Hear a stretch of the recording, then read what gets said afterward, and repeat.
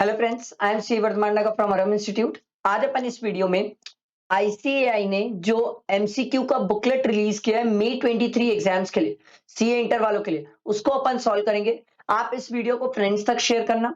Sir, आप लोगों के लिए मैंने सर इससे पहले पूरे इनकम टैक्स के रिवीजन के वीडियोस डाल दिए। मैराथन आने वाला है सर। आरटीपी मैंने सॉल्व करवा दिया है, एमटीपी 16 को आ जाएगी, उसको भी सॉल्व करवा दूंगा। सर, मैंने आप लोगों के लिए हर एक चीज कंप्लीट प्रोवाइड की है, इनकम टैक्स की प्लस जीएसटी की इस चैनल पे। जीएसटी के भी रिवीजन लेक्चर्स डल गए हैं, जीएसटी का भी मैराथन आने वाला है, जीएसटी की भी आरटीपी सॉल्व है।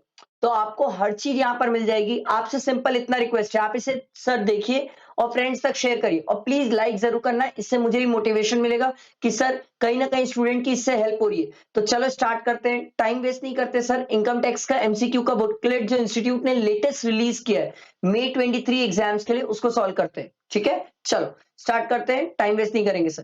पहला देखो। ठीक है। For the assessment year 23-24, Mr. Hari, a resident Indian, earns income of 10 lakh from the sale of rubber manufactured from latex obtained from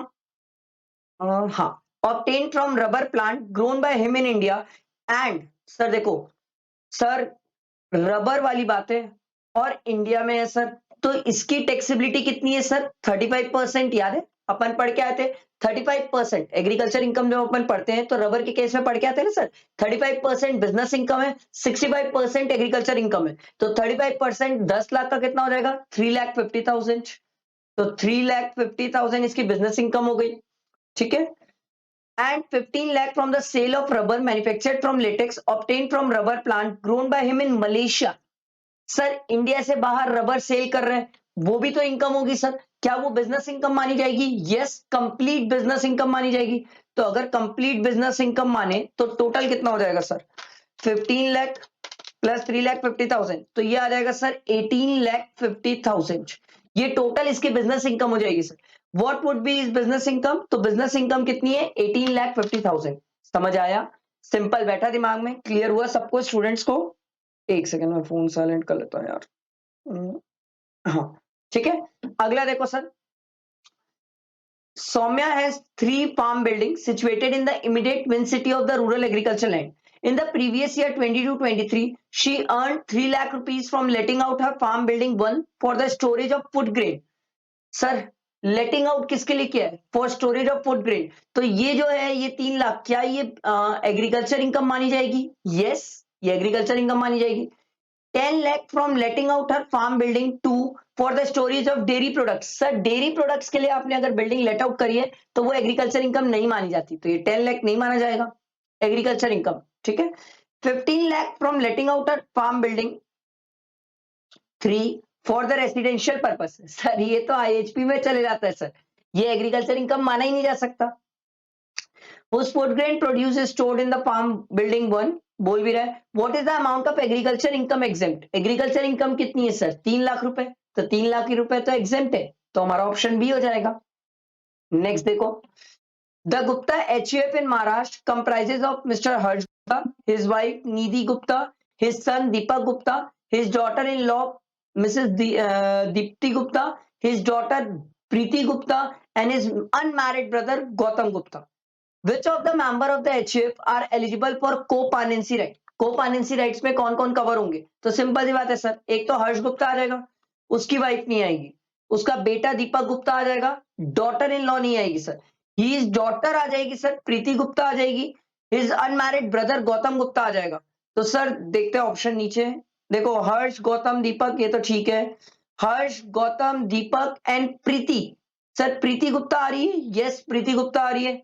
और क्या लिखा हुआ है? हर्ष गौतम दीपक निधि, निधि नहीं आ रही है सर, तो ये ऑप्शन गलत हो गया। तो ये वाला ऑप्शन है सर आंसर। क्लियर हुआ? थर्ड का B.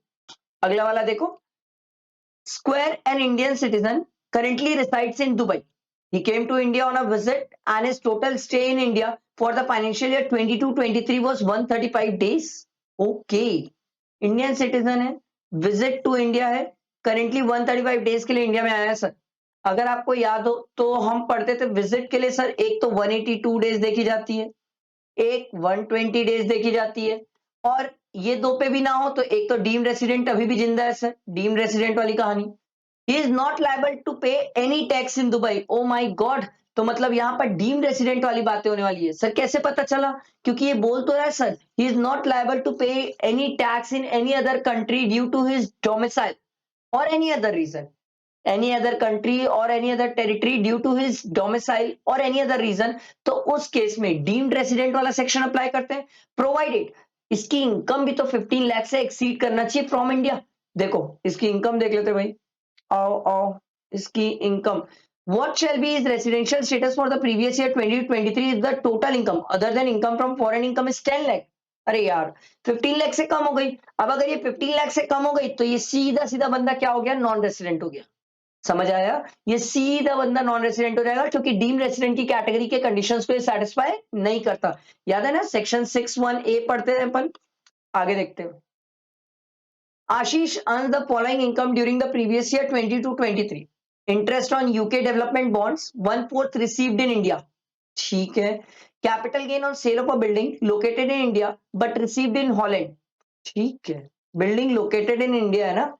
If Ashish is a resident plus not ordinary resident, अगर रेसिडेंट और नॉट ऑर्डिनरी रेसिडेंट है तो सर ये जो बॉन्ड्स की इनकम है ये सिर्फ 1 लाख रुपीज टैक्सेबल हो जाएगी। ये तो सर वो क्वेश्चन है जो मैं अपने स्टूडेंट्स को अपने इंस्टीट्यूट मतलब अपने जो मेरी बुक है उसमें जो सॉल्व कराता हूँ, ये वही क्वेश्चन है सर। और कैपिटल गेन जो है ये 6 लाख, क्योंकि 6 लाख पूरा का पूरा इंडिया में एक्रू हुआ है, तो टोटल हो जाएगा sir 7 lakh rupees taxable. What would be the amount chargeable? 7 lakh. Simple easy question. अगला देखो, mister Rajesh age 53 years and his wife missus Saumya age 50 years are the citizen of country x. मतलब कोई इंडिया से बाहर की कंट्री है, वहां के उन लोग सिटीजन है, ठीक है। Are living in a country x since birth वहीं से, they are not liable to tax in a country x. वो लोग वहां पर टैक्स पे करने के लिए लायबल भी नहीं है sir.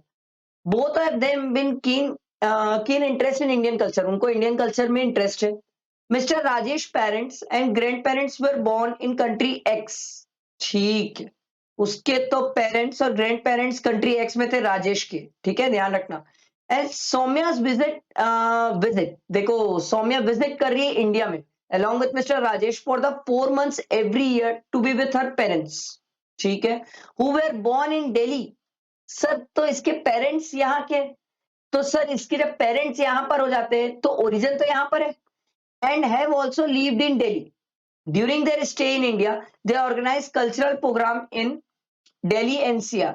Income of Mr. Rajesh and Mrs. Soumya for the from the Indian sources। लो भाई, इंडियन सोर्सेज की उसकी इनकम भी दी हुई है। तो सर राजेश की है 18 लाख और सौम्या की है 16 लाख। अब जब सौम्या का केस पढ़ो तो सर ध्यान दो, सौम्या के केस में आ गया, सौम्या विजिट पे इंडिया में आ रही है, ठीक है, उसकी इनकम भी देखो सर 16 लाख है, ठीक है, और प्लस क्या ये हर साल 4 मंथ्स के लिए आते हैं? यस सर, 4 मंथ्स मतलब बेसिकली 120 डेज तो हो ही गया। 4 मंथ्स मतलब अप्रोक्सीमेटली 120 डेज है। 15 लाख से ऊपर इनकम है इनकी, ठीक है, और ये पर्सन ऑफ इंडियन ओरिजिन में भी कवर हो जाएंगे क्योंकि इनके पेरेंट्स इंडिया के, ठीक है, सौम्या के। तो सर सौम्या जो कहलाएगी वो कहलाएगी sir resident plus not ordinary resident. अब बात आती है राजेश की। भैया राजेश का क्या होगा, क्योंकि राजेश के पेरेंट्स तो बाहर के ही हैं। अब जब राजेश के पेरेंट्स बाहर के हैं तो राजेश के केस में अपन क्या करेंगे, यहां पर राजेश के लिए विजिट भी नहीं लिखा, तो सिंपल राजेश के लिए अपन बेसिक कंडीशंस चेक करेंगे। अब राजेश इंडिया में हर साल ये भी 4 महीने के लिए आता है, तो सर 182 डेज वाली कंडीशन तो ये सेटिस्फाई नहीं करेगा। 60 डेज वाली कंडीशन सेटिस्फाई कर लेगा plus 365 days. 365 days preceding 4 previous और होता, तो 120 डेज के लिए अगर 1 साल के लिए आता है तो 4 साल के लिए कितना हो जाएगा? 480 डेज। तो ये 365 डेज वाली भी कंडीशन सेटिस्फाई कर लेगा। तो राजेश जो है, राजेश अपना कहलाएगा रेसिडेंट प्लस ऑर्डिनरी की नॉट ऑर्डिनरी चेक करने के लिए अगर ये 120 डेज हर साल इंडिया में आता है तो सर 7 साल से मल्टीप्लाई करोगे तो ये 840 हो जाएगा। मतलब 729 डेज से ज्यादा अगर ये इंडिया में है तो ये सर हो जाएगा रेसिडेंट प्लस ऑर्डिनरी रेसिडेंट, क्योंकि ज्यादा है ना सर इंडिया में। तो ऑप्शन देखते हैं, आओ, ये वाला तो ऑप्शन नहीं, ये वाला भी नहीं। फिर देखो Rajesh is resident but not ordinary, नहीं सर वो ऑर्डिनरी रेसिडेंट है, ये वाला भी नहीं। Saumya is resident plus but not ordinary resident in India and Rajesh is resident and ordinary resident, sir यही ऑप्शन है। समझ आया? चलो आगे बढ़ते हैं, नेक्स्ट क्वेश्चन देखते हैं। Who among the following will qualify as a non-resident for the previous year 22-23? Mr. Bob, an Italian dancer, came on visit to India to explore Indian dance on 15/9/2022 and left on 25 December 2022. तो ये India में कितने दिन रहा? देखो भाई, सितंबर में 15 दिन प्लस 1, क्योंकि 15 तारीख को भी गिना जाएगा, सितंबर, अक्टूबर, नवंबर और दिसंबर में गया ना, तो 25 को भी इंडिया में गिना जाएगा। तो ये कितने दिन हो गए सर? 16 प्लस 31 प्लस 30 प्लस 25, ये आ जाएगा सर 102 डेज। 102 डेज मतलब सर सिंपल है कि ये इंडिया में 60 डेज से ज्यादा है, 182 डेज वाली तो कंडीशन सेटिस्फाई नहीं करेगा। और ये विजिट वाला केस है, एक मिनट देखो, विजिट वाला केस है, ठीक है, टू एक्सप्लोर इंडियन डांस, ठीक है। For the past 4 years he visited India for dance competition and stay in India for 120 days each year. तो सर देखो 120 डेज भी ये इंडिया में रहा है, तो 120 डेज भी इंडिया में हर साल रहा है, तो सर ये हो जाएगा सर 480। तो पिछले 4 सालों में सर 480 मतलब 365 से ज्यादा हो गया। अब देखो सिंपल सी बात है सर, ये बंदा विजिट कर रहा है to India to explore Indian dance on this, तो यहां पर ये प्रीवियस ईयर में 102 दिन रह गया और उससे पहले के 4 साल में 480 डेज रह गया। तो सर अगर आप ध्यान दो तो क्या ये बंदा बेसिक कंडीशन की सेकेंड वाली सेटिस्फाई कर लेगा? यस, ये सेटिस्फाई कर लेगा। अच्छा, अब बात ये आ रही है, अगर ये विजिट टू इंडिया है, ठीक है, to explore Indian dance for the past 4 years visited for dance competition. अब यहां पर डांस कॉम्पिटिशन के लिए विजिट कर रहा है, ठीक है। यहां पर इस क्वेश्चन में सिंपल सी बात है, इसके लिए आप बेसिक कंडीशन देखोगे।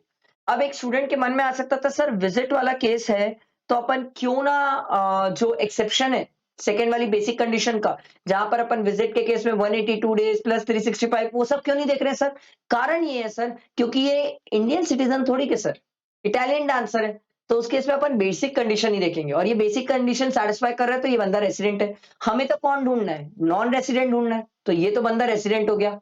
अगला देखो, सम्राट born and settled in USA visit India each year for 100 days to meet his parent and grandparent. Born in India in 1946, living in Delhi.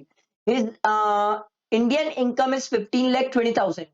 अब देखो भाई, इसकी इंडिया की इनकम भी कितनी है? 15,20,000। ये born and settled in USA, तो सर ये बंदा तो इंडियन सिटीजन नहीं है, पहली चीज, ठीक। सर ये इंडिया में सिर्फ कितने दिन आता है? 100 डेज। तो सर अगर सिर्फ 100 डेज हर साल आएगा, तो इसके लिए सर बेसिक कंडीशन देखो, and to meet his parents and grand parents born in India in 1946 living in Delhi.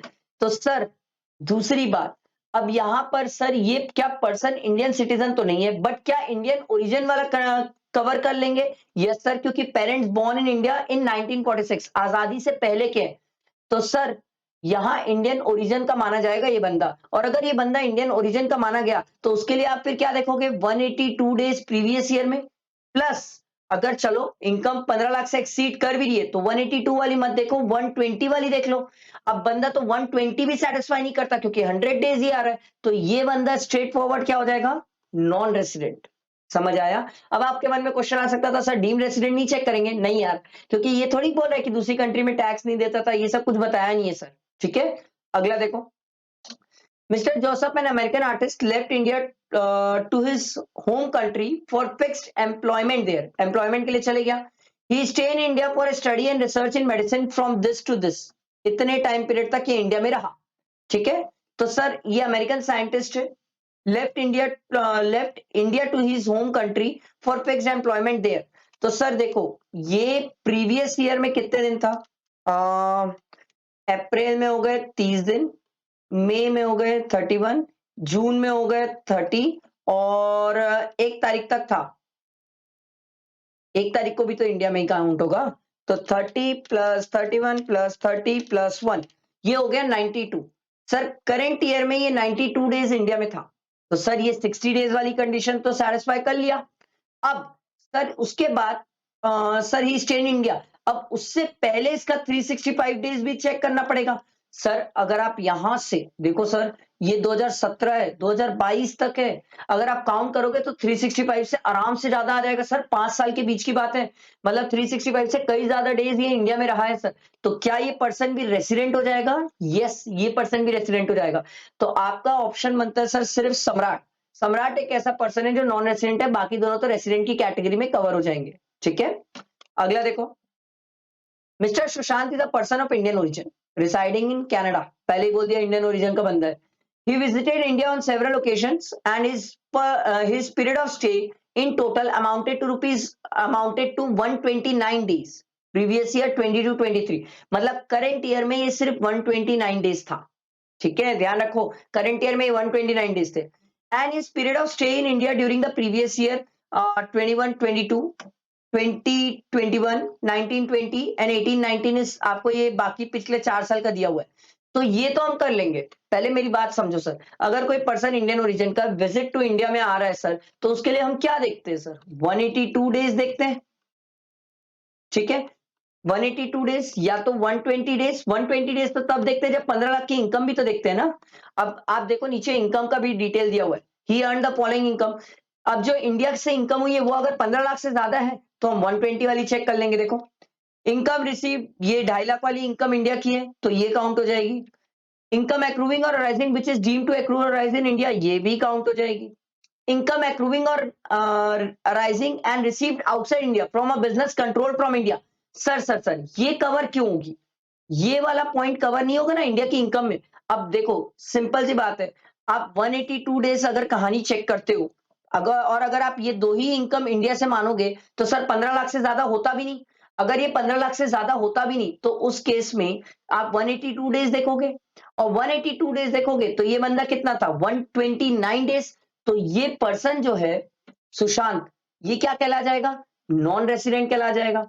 Sir क्यों? सिंपल सी बात है सर, 182 डेज से कम इंडिया में है प्रीवियस ईयर में, plus 365 days preceding for previous year. भले 365 days होगा, फर्क नहीं पड़ता, बट 182 से तो कम है ना प्रीवियस ईयर में।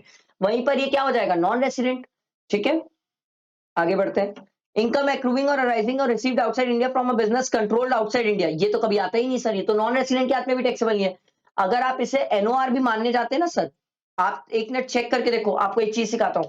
एनओआर भी मानने जाते हैं और ये तीनों इनकम को ऐड करके चेक करते, तो देखो 2,50,000 प्लस 3,75,000 प्लस 5,50,000। अगर ये तीनों को ऐड करके भी चेक करते हैं ना सर, तो तीनों को ऐड करके चेक करके भी 11,75,000 आ रहा है। 15 लाख से एक्सीड कर ही नहीं रहा है, तो 120 डेज वाली कंडीशन नहीं चेक कर सकते थे। ठीक है, और अगर ये सर 120 डेज वाली कंडीशन चेक नहीं कर पा रहे तो ये बंदा नॉन रेसिडेंट हो गया, और अगर नॉन रेसिडेंट हो गया तो सर इसकी तो सिर्फ यही दो इनकम टैक्सेबल है। मैं आपको शॉर्ट्स जो बनाया था, शॉर्ट्स में भी यही वाले पॉइंट को बताया था कि स्टूडेंट्स यहाँ पर कंफ्यूज होते हैं। सिर्फ यही पॉइंट पे इंस्टीट्यूट खेल जाती है कि अगर नॉन रेसिडेंट है तो ये पॉइंट टैक्सेबल नहीं होता है। ये पॉइंट सिर्फ और सिर्फ ordinary resident plus not ordinary resident के हाथ में टैक्सेबल होता है। तो इसकी इंडिया से जो इनकम मानी जाएगी 2,50,000 प्लस 3,75,000, ये आएगा इसकी इनकम सर 6,25,000। एक तो नॉन रेसिडेंट और 6,25,000। समझ आया? अगला क्वेश्चन देखो। Mister Ramesh is a citizen of India, is employed in an Indian embassy in Australia. ठीक है, he is a non resident. ठीक है, he receive salary and allowances in Australia. Sir हम पढ़ क्या है, अगर गवर्नमेंट ने किसी को एम्प्लॉय किया है और सर उसे इंडिया से बाहर भेज रही है एम्प्लॉयमेंट के लिए, तो उसकी सिर्फ सैलरी टैक्सेबल होती है, जो भी परक्विजिट अलाउंसेस वगैरह देते हैं वो सब टैक्सेबल नहीं होता है। तो सर ये तो बहुत सिंपल इजी सा क्वेश्चन है। तो इसमें देखो सैलरी अलाउंसेस नहीं, ये तो नहीं होगा। Salary allowances received outside India taxable नहीं। Salary received by Ramesh is taxable but allowances and perquisite are exempt. तो ये ऑप्शन सी सही है सर, एकदम सिंपल वाला क्वेश्चन था ये। अगला देखो। Aniruddh stay in New Delhi, his basic salary is 10,000 per month. अच्छा, डीए दिया हुआ है 60% of which is forming part of the pay. DA 6,000 का है, इसका 60% फॉर्मिंग पार्ट है। ठीक है, एचआरए इज 5,000, हमसे एचआरए कंप्यूट कराने वाला है, and is entitled to a commission of 1% on turnover achieve by him. Aniruddh pays a rent of 5,500 per month. The turnover achieved by him during the current year is 12 lakh. The amount of HRA exempt under section 10(13)(a). हम क्या करते थे, पहले तो ये बंदा कहाँ का है? न्यू दिल्ली का है, मेट्रो में तो 50% है ना। सबसे पहले लिख लेते थे एक्चुअल एचआरए रिसीव, कितना रिसीव कर रहे हैं? 5,000 तो 5000 इंटू 12 कर लेते, 5000 इंटू 12 ये हो जाएगा 60,000। ठीक है, दूसरा देखो, दूसरा होता था रेंट पेड। अब रेंट पेड इसने कितना किया sir, 5500। Rent paid 5500 into 12 minus 10% of salary. Salary में क्या क्या आएगा, एक तो बेसिक आएगा सर, बेसिक आ जाएगा 10,000 इंटू 12 प्लस डीए भी आएगा सर, डीए 60% ही आएगा, तो 6,000 का 60% कितना हो जाएगा, 3600। 3600 इंटू 12 प्लस कमीशन भी तो दिया हुआ है sir, commission 1% of the turnover. Turnover कितना है, 12 लाख, तो 12 लाख का 1% यार है 12,000 रुपए कमीशन। ठीक है, अब इनको ऐड कर लेते हैं sir, 10,000 into 12 memory plus 3600 into 12 memory plus memory recall plus 12,000, ये आ रहा है सर 175200। इसका 10% ये आ जाएगा सर माइनस 17520 और 5500 इंटू 12 ये आ रहा है सर 66,000 माइनस 17520 ये आ रहा है सर, मेरा आ रहा है 48480। समझ आया। अब तीसरा पॉइंट होता था सर 50% ऑफ सैलरी, जो आप सैलरी ऊपर निकाल चुके हो, तो 17520 का 50%, 17520 का 50, अरे 50% ये आ रहा है सर 87600। अब अपन क्या करते थे, तीनों में विच एवर इज लोअर, इस तीनों में लोअर एग्जेम्प्ट होता था, तो लोअर कितना है सर, पहला तो 60,000, दूसरा 48,480 और 87, तो लोअर तो ये आ गया सर आपका। ठीक है, हमसे क्या पूछा है, हमसे पूछा है amount of HRA exempt under section, तो सर एग्जेम्प्ट कितना है 48,480। समझ आया, ये सिंपल मैंने आपको कैलकुलेट करके दिखाया। ठीक है, चलो नेक्स्ट क्वेश्चन में मूव करते हैं। 11th वाला देखो, क्वेश्चन नंबर 11 बोल रहा है, mister Jagat is an employ in an account department of Bharat limited, a cellular company operating in the region of eastern India. It is engaged in manufacturing of cellular devices. During the financial year 20 to 23, the following transaction were undertaken by Mr. Jagat. देखो क्या दिया हुआ है, he attended a seminar on perquisite valuation. Seminar fees 12,500 was paid by Bharat Limited. Employer ने पे किया है। ठीक है, ध्यान दो आगे। Tuition fees of Mr. Himanshu paid to a private coaching classes not having tie up with Bharat Limited was reimbursed by the Bharat Limited. Sir क्या ये टैक्सेबल है, हाँ ये तो 25 टैक्सेबल है सर। अच्छा, जब बात आती इसकी परक्विजिट वैल्यूएशन का, जो इसमें सेमिनार गया था, अगर ये सेमिनार ऑफिशियल पर्पस है सर तो ये एग्जेम्प्ट है, ऑफिशियल पर्पस है तो ये टैक्सेबल नहीं है सर, क्योंकि ऑफिशियल पर्पस में टैक्सेबल नहीं होता है सर। अगला देखो, सपना डॉटर ऑफ मिस्टर जगत studies in DPS public school old and maintain by Bharat limited. देखो देखो देखो, एम्प्लॉयर की स्कूल है, ट्यूशन फीस जो सपना पे करती है 750 रुपीज, सिमिलर एजुकेशन में 525, तो एक काम करो 5250 माइनस एम्प्लॉय से रिकवर हो रहा है 750, तो ये आ जाएगा सर 4500, 1000 से ज्यादा है तो पूरा टैक्सेबल है, तो 4500 इंटू 12 ये आ जाएगा सर 54,000, ये टैक्सेबल अमाउंट आएगी। तो देखो, एक तो 25,000 हो गया, एक आपने इसका 54,000 निकाल लिया, और ऊपर जो सेमिनार दिया हुआ है, ये सेमिनार सर परक्विजिट वैल्यूएशन का है, ये ऑफिशियल पर्पस के लिए, तो सर इस केस में अगर ये ऑफिशियल पर्पस के लिए सेमिनार है तो ये एग्जेम्प्ट है, सिंपल सी बात। तो टैक्सेबल तो दो ही चीजें हैं सर, इन दोनों को ऐड कर लो सर। आपसे पूछ रहे ना what will be the amount chargeable to tax under the head salary, तो दोनों को ऐड किए तो ये आ जाएगा सर 79,000, तो हमारा ऑप्शन क्या हो जाएगा, डी ऑप्शन। ठीक है, 12 नंबर का क्वेश्चन देखो, mister Karan completed his MBA in April 2022 and joined XYZ limited from 1/5/2022। Sir मई में ज्वाइन किया, ठीक है।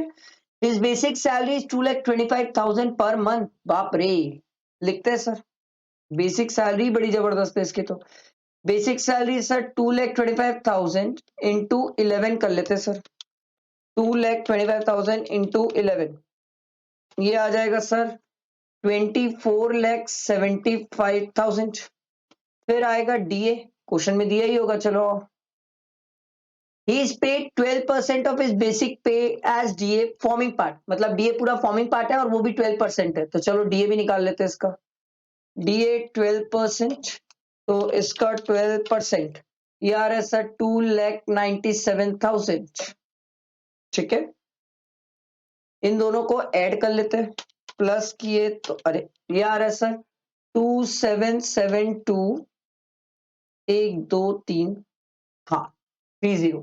ठीक है, उसके बाद क्या बोल रहा है, he contribute 11% of his basic pay and DA towards recognised provident fund and the company contribute the same amount. Sir employer तो वैसे भी 12% तक कॉन्ट्रीब्यूट कर सकता है, एम्प्लॉयर का एग्जेम्प्ट हो जाएगा। एम्प्लॉय जो कॉन्ट्रीब्यूट करता है उसकी एटीसी में अपन को डिडक्शन मिल जाती है एम्प्लॉय के कॉन्ट्रीब्यूशन की। ठीक है, accumulated interest on provident fund as on 31st March 2023 is, oh my god, sir आपको इंटरेस्ट दिया हुआ है। अब ये जो इंटरेस्ट मिला होगा, मेरी बात ध्यान से सुनना, ये इंपॉर्टेंट है। इंटरेस्ट जो मिला है 49,325, इंटरेस्ट के साथ थोड़ा गेम है, समझो मेरी बात। सर इसका 11% कॉन्ट्रीब्यूट करें एम्प्लॉयर और एम्प्लॉय, 2,772,000, तो इसका 11% आ रहा है सर 304,920। इतना ही एम्प्लॉयर ने कंट्रीब्यूट किया है और इतना ही एम्प्लॉय ने कंट्रीब्यूट किया है। हम पढ़ के आए थे सर, जो अमेंडमेंट था, मैंने बोला भी था सर, एक शॉर्ट वीडियो बना के बोला भी था, वो इंटरेस्ट बहुत इंपॉर्टेंट है। अगर 2,50,000 से ज्यादा का एम्प्लॉय का कंट्रीब्यूशन है तो उसके ऊपर जो इंटरेस्ट मिलता है वो टैक्सेबल होता है। अब यहां पर जो इंटरेस्ट मिला है ये 49, एक मिनट ध्यान दो, कितना मिला था, 49,325, 49,325, ये एम्प्लॉयर और एम्प्लॉय दोनों इक्वल अमाउंट, ये दोनों सर इंटू 2 कर लोगे तो दोनों का कंट्रीब्यूशन आ जाएगा। ये दोनों का कंट्रीब्यूशन मिला के इतना इंटरेस्ट मिला है 49,325। अब मैं क्या करूंगा, ध्यान से सुनना और देखना, 49,325 अगर मैं बोलूं तो सर ये इंटरेस्ट अगर मैं इसको 34,920 सिर्फ एम्प्लॉय के कंट्रीब्यूशन पे ले लूं, अभी कई स्टूडेंट हल्ला करेंगे सर इंटू 2 करके नीचे ले लो। सर मैं आपको कुछ सिखा रहा हूं, बात ध्यान से तो देखो, ये जो इंटरेस्ट मिला है अगर मैं सिर्फ एम्प्लॉय इतने कंट्रीब्यूशन और एम्प्लॉय के कितना कंट्रीब्यूशन एग्जेम्प्ट होता है 2,50,000, तो अपन इसको इससे माइनस कर लेते हैं, तो माइनस करने के बाद कितना आ जाएगा, माइनस 2,50,000, तो ये आ जाएगा सर 54,920। इतना एक्सेस कंट्रीब्यूशन है इंटू 54,920। इसके इस पे कितना इंटरेस्ट आ रहा है देखो सर, 49,325, ये मिला है 30,4920 इंटू 54,920, ये आ रहा है सर मेरा 8884, इतने का इंटरेस्ट आ रहा है सर। अच्छा, अब ये जो 8884 इंटरेस्ट है इसमें एम्प्लॉयर प्लस एम्प्लॉय दोनों के कंट्रीब्यूशन का है, तो इसको डिवाइड बाय 2 कर दो, क्योंकि एम्प्लॉयर के कंट्रीब्यूशन पे इंटरेस्ट पे टैक्स नहीं है, एम्प्लॉय के कंट्रीब्यूशन के इंटरेस्ट पे टैक्स है। तो सर ये कितना आ जाएगा डिवाइड बाय 2 करने से, 4442। इतना जो एम्प्लॉय का कंट्रीब्यूशन है वो 2,50,000 से ज्यादा, ज्यादा कितना था 54,920, उस पे इतना इंटरेस्ट बनता है। अब आप चाहो तो आप एक काम करो, यहां पर सर ये 30,4920 है ना, 30,4920 इंटू 2 कर लो, ये होता है 609,840। इससे भी करोगे तो भी आंसर आएगा 49,325 डिवाइड बाय 609,840 इंटू 54,920। सर आप एक काम करो, इसके बदले आप चाहो तो इसको भी लेके देख लो, तो भी आपका आंसर आएगा। मैं आपको दोनों तरीका बता दिया, आपको जो तरीका सुटेबल लगे आप वो तरीका ले लो, उस तरीके से सॉल्व कर लो, दोनों तरीके से आपके आंसर्स आ जाएंगे। तो सर इतना जो एक्सेस, ये एक्सेस कंट्रीब्यूशन ऑफ एम्प्लॉई है, ठीक है, ये एक्सेस कंट्रीब्यूशन ऑफ एम्प्लॉई है, ठीक है, उसका जो इंटरेस्ट बनता है वो ये है, और ये इंटरेस्ट टैक्सेबल है, तो सर ये इंटरेस्ट टैक्सेबल हो जाएगा। इंटरेस्ट 4442, इसको ऐड कर लो सर, तो ये gross salary minus standard deduction 50,000,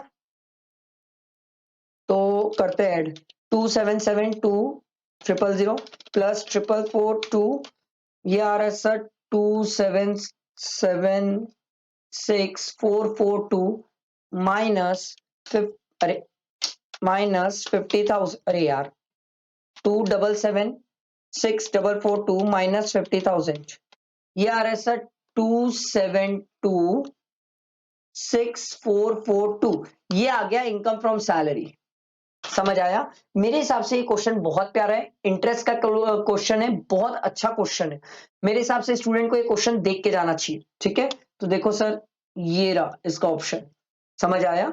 अगला क्वेश्चन में मूव करते, देखो XYZ Private Limited provide a car below 1.6 है, along with a driver. Driver भी दिया है sir, to Mr. Sanjay, employee of XYZ Private Limited, partly for official and partly for personal purpose. ये तो हम पढ़ के आए सर। अगर partly for personal और partly for official है तो 1800 plus 900 क्योंकि ड्राइवर भी प्रोवाइड किया है, तो 2700 इंटू 12, 2700 इंटू 12, ये आ रहा है 32,400। ये तो सिंपल क्वेश्चन है सर। अगला देखो, Mr. Raghav has 3 houses, self-occupation. What would be the tax treatment in respect of the income from house property? Sir ये पहला ऑप्शन ही गलत है। एक हाउस का, दो हाउस के वैल्यू अपन सेल्फ ऑक्यूपाइड ले सकते हैं और एक को डीम लेट आउट मानते हैं। ये बहुत सिंपल है। अगला देखो, Vidya received 90,000 towards recovery of unrealised rent. Sir 90,000 recover करी है, इसमें 30% आप हटा दो, बाकी टैक्सेबल है। 90,000 माइनस 30%, 63,000, तो अमाउंट टैक्सेबल पूछ रहा है आपसे, ये हो गया 63,000 टैक्सेबल।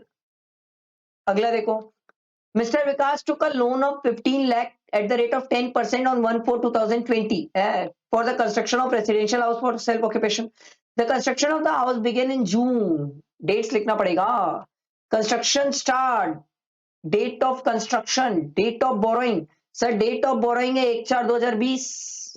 देखो डेट ऑफ बोरोइंग है 1/4/2020।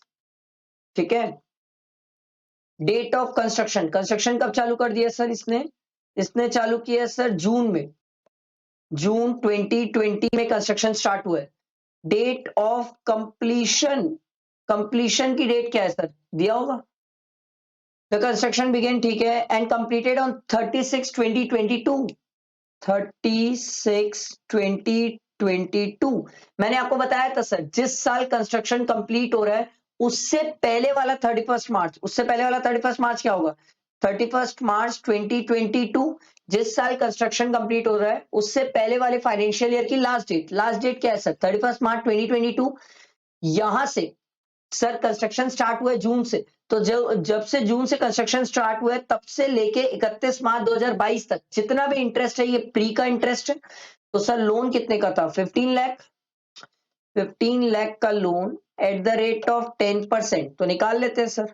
ये हो जाएगा 2021 का 15 lakh into 10% into 10 divided by 12 plus 21/22 का 15 लाख इंटू 10% इंटू 10% ही, क्योंकि ये तो पूरे साल भर का हो जाएगा, तो ये हो जाएगा सर, एक minute, 15 lakh into 10% into 10 divided by 12, ये आ रहा है सर 1,25,000 और ये आ जाएगा सर 1,50,000, तो टोटल हो जाएगा 2,75,000। ये भी 5 इंस्टॉलमेंट में मिलेगा डिवाइडेड बाय 5, अरे 2,75,000 डिवाइडेड बाय 5, ये आ रहा है सर 55,000। ये प्री का इंटरेस्ट हुआ है ना, और पोस्ट का इंटरेस्ट कितना होगा सर, पोस्ट का तो 1,50,000 है, पोस्ट का आ जाएगा सर 1,50,000, तो टोटल इंटरेस्ट कितना हो जाएगा 2,05,000। और हम पढ़ के आए सर सेल्फ ऑक्यूपाइड के केस में मैक्सिमम इंटरेस्ट कितना मिलेगा सर, 2 लाख। तो यहां पर कहानी है, देखो the amount of interest deductible maximum कितना मिल पाएगा सर, 2 लाख रुपए। समझ आया? अगले क्वेश्चन में मूव करते, देखो Mr. X acquires an asset in the year 2016-17 for the use of scientific research for 2,75,000.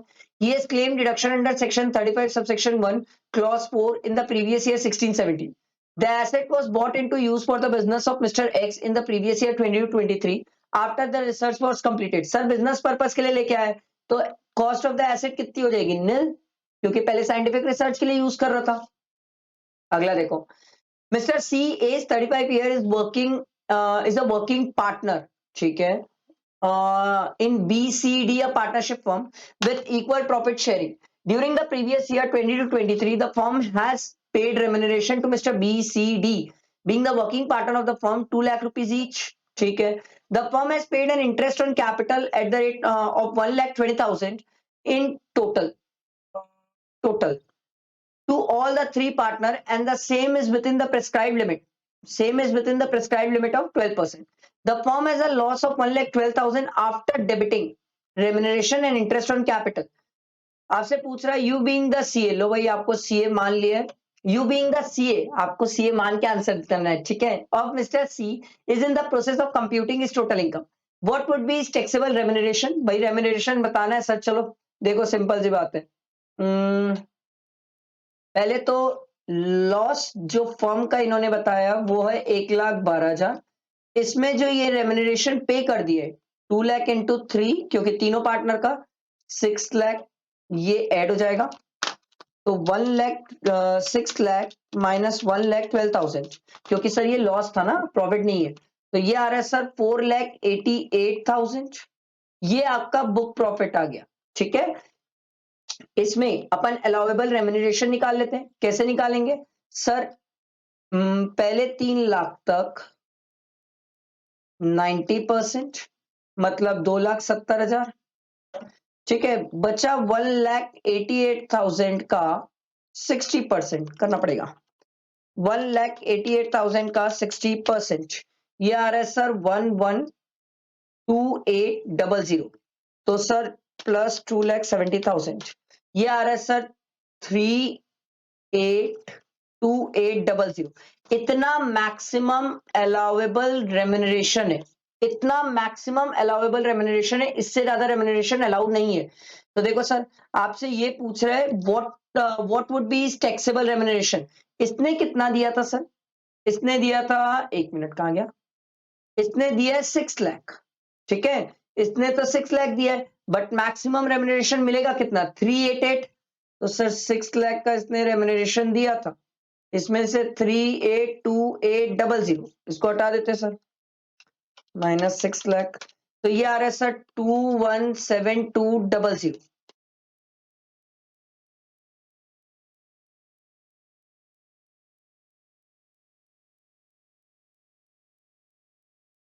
ठीक है. उसके बाद देखो, अब यहां पर देखो तीनों पार्टनर है. ठीक है. विथ इक्वल प्रॉफिट शेयरिंग है.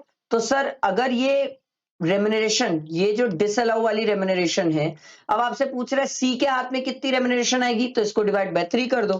तो 38, क्योंकि ये देखो ना सर, क्वेश्चन में वही चेक कर रहा था.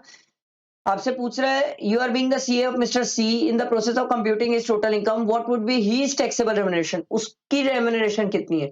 तो ये जो मैक्सिमम अलाउेबल रेम्यूनरेशन आई है उसी को डिवाइड बाय 3 कर दो सर. तो 382800 डिवाइडेड बाय 3, ये आ रहा है सर 127600. ये आ गया सर. ये लो, समझ आया? सिंपल था, इजी था सर. पहले मेरे को लगा था पूरे का पूछ रहा होगा, बट वो आपसे ये पूछ रहे हैं सी का ही कितना है. अगला देखो, mister Shahid the wholesale supplier of dice provide you the with the details of the following cash payments made during the year. On 12/6/2022, loan repayment of 27,000 taken for the business purpose for his friend Kunal. From his friend Kunal, the repayment also include interest of 5,000. Sir, ये चलेगा cash payment. अगला देखो sir, rule यहां पर section 40A subsection 3 के डिसअलाउंसेस plus rule 6DD वाली बातें आएगी. दोनों को ध्यान रखना है. Portable die machine purchase for 15,000. The payment are to be made in cash in 3 weekly installment. तो 5,000 करके पे करेंगे, ये भी चल जाएगा. Payment of 10,000 made to an electrician due to unforeseen electric circuit at shop. 10,000 तक तो वैसे भी चलता है. Purchase made from the unregistered dealer for 13,500. Sir ये purchase unregistered dealer से होता है तो वो भी रूल 6DD में कवर हो जाता है. ठीक है. So what will be the disallowances under section 40A subsection 3 if any, if Mr. Shahid opt to declare his income as per the provision of section 44AD. Sir कोई भी disallowances नहीं आएगा, कोई भी disallowances नहीं आएगा. ठीक है. अगला क्वेश्चन देखो, Mr. A, an eligible SSC following mercantile system of accounting, carrying on eligible business under section 44 AD, provide the following details. Total turnover for the financial year 22-23 is 130 lakh. Sir ये हमारे मैं मतलब जो अपने स्टूडेंट्स को कराता हूँ ये वही क्वेश्चन है sir. 25 lakh receive by cheque है तो इसमें 6% है. ये कैश है तो इस पे 8% है. ठीक है, ये भी चेक वगैरह बैंक वगैरह के थ्रू है तो 6% है. और ये इसमें 30 लाख में 8% है तो कर लेते हैं सर. 25 लाख का 6 नहीं, एक काम करते हैं ना, 50 लाख का सीधा 6% करते हैं. 50 लाख का 6%, 3 लाख ऐड, और इधर 80 लाख का 8%. 80 लाख का 8%, ये आ रहा है sir 9,40,000. What will be the amount of dean profit? 9,40,000. आया समझ? चलो अब नेक्स्ट क्वेश्चन 21 नंबर का देखो. Building was acquired on 1/4/1995 for 20 lakh and was sold for 80 lakh on 1/6/2022. ठीक है सर, लॉन्ग टर्म है. The fair market value of the building on 1/4/2001 was 25 lakh and it stamp duty value, ओ भाई स्टैम्प ड्यूटी वैल्यू भी दी हुई है उस डेट की. तो हम पढ़ के आए sir, cost of fair market value whichever is higher, पर वो स्टैम्प ड्यूटी वैल्यू से ज्यादा नहीं हो सकती. तो सर हम 20 और 25 लाख दोनों में whichever is higher 25 lakh, पर वो स्टैम्प ड्यूटी वैल्यू से ज्यादा नहीं हो सकती. तो स्टैम्प ड्यूटी वैल्यू कितनी है? 22 लाख. तो हमारी जो कॉस्ट ऑफ एक्विजिशन रहेगी ना सर, वो 22 लाख रहेगी. इसी का इंडेक्सेशन करेंगे. Determine the capital gain from the sale of such building. Sir ये बहुत इजी है sir.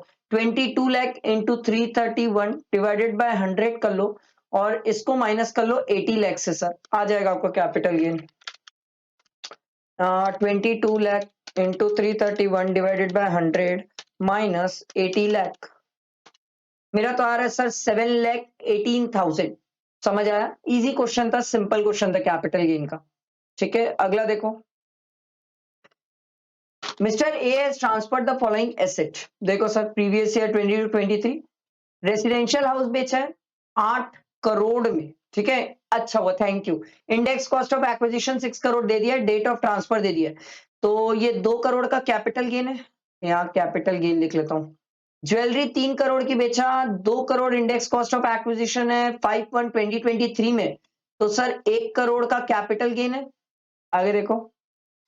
Mr. A has bought a new residential house property on 1/4/2021 for 1 crore and on 28 March 2020, 28 Feb 2023 deposited 3 crore in the CGS account, capital gain deposit account scheme.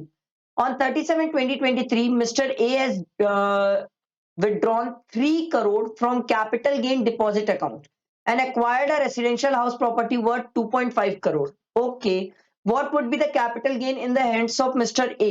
तो sir ये 2.5 करोड़ का नया घर खरीदा है. ठीक है, और ये जो घर खरीदा है 2.5 करोड़ का, सर ये with in the time limit खरीदा है. आप बोलोगे सर ये वाला घर नहीं लेंगे? नहीं सर, जब ट्रांसफर हुआ उससे 1 साल से पहले का है तो ये तो लेंगे ही नहीं सर. ठीक है, तो सर ये वाला क्या ले सकते हैं? यस, ये वाला आप अमाउंट ले सकते हो सर, क्योंकि सर यहां पर 2.5 करोड़ का जब घर खरीदा है तो वो 37/2023 को खरीदा है. तो सर इससे टाइम पीरियड लिमिट के अंदर है. इसमें अगर क्लेम करोगे तो 54 मिलेगा, इस पे क्लेम करोगे तो 54F मिलेगा. समझ आ रही है बात? तो 2.5 करोड़ का घर खरीदा ना, तो 2 करोड़ अपन यहां क्लेम कर सकते हैं. तो यहां पर तो कैपिटल गेन गया रेसिडेंशियल हाउस के केस में. अब यहां पर जो बचा है 50 लाख, अब ये पूरा 50 लाख नहीं मिलने वाला है. ध्यान दो आगे क्या दिया हुआ है. If the expenses in connection of transfer of jewellery was 2 lakh. लो भाई, कनेक्शन का एक्सपेंस भी दिया हुआ है ज्वेलरी का. तो सिंपल सी बात है सर, इस केस में 54F की जो एग्जेम्पशन निकालेंगे वो अपन कैसे निकालेंगे? सिंपल, ज्वेलरी का कैपिटल गेन आया आपका 1 करोड़ रुपए का. 3 और 3 6 7 0. 1 करोड़ का कैपिटल गेन, इसमें सर 2 लाख रुपए एक्सपेंस भी तो है, वो 2 लाख रुपए एक्सपेंस भी माइनस कर लो. तो बेसिकली 98 लाख का आ गया सर. 98 लाख, हाँ 98 लाख का कैपिटल गेन है सर. अब जब अपन 54 की एग्जेम्पशन क्लेम करने जाएंगे तो सर 54 की एग्जेम्पशन अपन कैसे लेते हैं? 98 लाख का capital gain into cost of new asset कितना है? 50 lakh upon net sale consideration कितना है सर? नेट सेल कंसिडरेशन कितना है? 3 करोड़ में बेचा और 3 करोड़ में 2 लाख रुपए का एक्सपेंस है. ये तो दिया है ना 2 लाख रुपए का एक्सपेंस. तो 2 करोड़ 98 लाख, 2.98 करोड़. तो भैया ये निकालना पड़ेगा. 50 लाख डिवाइडेड बाय 2,98,00,000 इंटू 98,00,000, ये आ रहा है सर 16,44,295। अब इसको माइनस कर लो ऊपर वाले कैपिटल गेन अमाउंट से, इसको माइनस कर लो इससे, माइनस 98,00,000, तो ये आ जाएगा सर 8155,705, यही आना चाहिए। राउंड फिगर किया मैंने, आओ देखते हैं। देखो sir, what would be the capital gain पूछा था, तो ये देखो सर, ये रहा बी वाला ऑप्शन। ठीक है, अगला देखते हैं सर। देखो, मिस्टर विशाल एंड मिस्टर बुआ sold their residential house property in Pune for 3 crore and 4 crore respectively in January 2023. The house was purchased by them on 25 months back, मतलब लॉन्ग टर्म है sir, क्योंकि sir immovable property के case में 24 month देखते हैं, 25 month है, long term है। Index cost of acquisition is 1 crore और 1.75 करोड़। तो विशाल का 3 करोड़ में से 1 करोड़ माइनस कर दो, ये तो इंडेक्स निकाल के दिया है, तो 2 करोड़ आ रहा है। अच्छा, हम एक चीज पढ़ के आए सेक्शन 54 में सर, कि अगर कैपिटल गेन 2 करोड़ से एक्सीड नहीं करता है तो आपको 2 घर का बेनिफिट है, और 2 करोड़ से एक्सीड करता है तो 1 घर का बेनिफिट है। तो ये बात का ध्यान रखना सर। 4 माइनस 1.75, 4 माइनस 1.75, इसका तो सर 2 करोड़ से एक्सीड कर गया कैपिटल गेन। ठीक है। Mister Vishal purchase 2 residential flat, 1 in Delhi and 1 इन आगरा। इसको तो दोनों घर का मिल जाएगा सर, इसके लिए तो बल्ले बल्ले, क्योंकि सर इसका कैपिटल गेन 2 करोड़ से एक्सीड नहीं कर रहा है, तो इसका 50 लाख रुपए आ गए कैपिटल गेन। ठीक है, इन अप्रैल 2023। ठीक है, जनवरी में बेचा था, देखो सर कहां गया, जनवरी में बेचा था, अप्रैल में ले लिया, तो 6 महीने के अंदर। Very nice. ऑन 6 महीने क्या, अपन तो वैसे भी हमारे पास 2 साल और 3 साल का टाइम पीरियड होता है। On the same date Goa also purchase 2 residential flat. ए भाई, तू 2 क्यों खरीदा, तू भले ही 2 खरीदा है, इसको मिलेगा तो एक, तो 80 या 70, मेरे हिसाब से स्मार्टनेस ये बोलती है 80 ले लो सर, तो इसमें 80 माइनस कर लो, 2.25 माइनस 0.80, क्योंकि वो करोड़ में है सर, तो 1.5 करोड़ आ गया, 45 crore. Both of them invested 30 lakhs in bonds of NHAI in March 2023 and 30 lakh bonds of RECL in April। 6 महीने के अंदर इन्वेस्ट करना पड़ता है, बट मैक्सिमम तो दोनों को 85 लाख मिलेगा। तो सर इसको 50 लाख मिल गया, तो इसका तो जीरो हो गया, इसको 50 लाख मिला, तो ये माइनस कर लो, माइनस 0.50, तो इसका 0.95 लाख, सॉरी करोड़, मतलब 95 लाख टैक्सेबल आ जाएगा सर बुआ का। तो देखो, what will be the capital gain in the hands of Vishal, Vishal के हाथ में तो निल है, और ये 95, ये रहा ऑप्शन। ठीक है, अगले क्वेश्चन में मूव करते आओ। Mister Ram an Indian resident purchase a residential house property at Gwalior on 28 May 1999 for 28,50,000। Sir बहुत पुराना है, फेयर मार्केट वैल्यू दे दी है, स्टैम्प ड्यूटी वैल्यू दे दी है, अब भी सिखाया था सर, स्टैम्प ड्यूटी वैल्यू से ज्यादा तो आगे सोच ही नहीं सकते, तो stamp duty value 32,40,000। Ram entered into an agreement with Mr. Bomkesh for the sale of the property for 74 lakh and received an amount of 3,90,000 as advance। Sir ये देखो, डेट ध्यान रखना सर, क्योंकि हम पढ़ के आए एडवांस मनी फोरफिट के केस में सेक्शन 51 ये बोलता है 1/4/2014 से पहले अगर एडवांस मनी फोरफिट हो रहा है तो सर वो कॉस्ट में से रिड्यूस होता है, तो ये 3.9 लाख है ना। However, as Mr. Bomkesh did not pay the balance amount, Mr. Ram forfeited the advance। What would be the index cost of acquisition? आपसे पूछ रहे हैं इंडेक्स कॉस्ट ऑफ एक्विजिशन कितनी होगी, तो 32,40,000 माइनस 3,90,000, ये कर लो कितना आ रहा है, 32,40,000 माइनस 3,90,000, ये आ रहा है सर 28,50,000। अब इसका इंडेक्सेशन भी करना है, into 331 divided by 100, into 331 divided by 100, तो ये आ रहा है सर 943500, यही वाला आंसर है सर। ये इंडेक्सेशन पूछ रहा है आपसे, इंडेक्स कॉस्ट ऑफ एक्विजिशन पूछ रहे हैं, ठीक है, कि अगर कल के दिन आज ही हम प्रॉपर्टी बेच देते तो उसकी इंडेक्स कॉस्ट क्या होती, वो आपसे जानना चाहता है।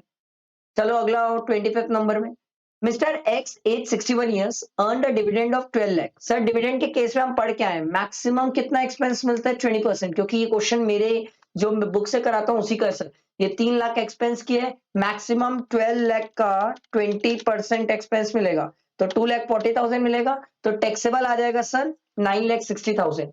इनकम पूछेगा included in the hands of mister x 9,60,000, 20% ही आप एक्सपेंस अलाउ करते हो मैक्सिमम। अगला देखो, Mr. Vikas transferred 600 unlisted shares of XYZ Private Limited to ABC Private Limited on 15/12/2022 for 3,50,000. Fair market value कितनी है सर?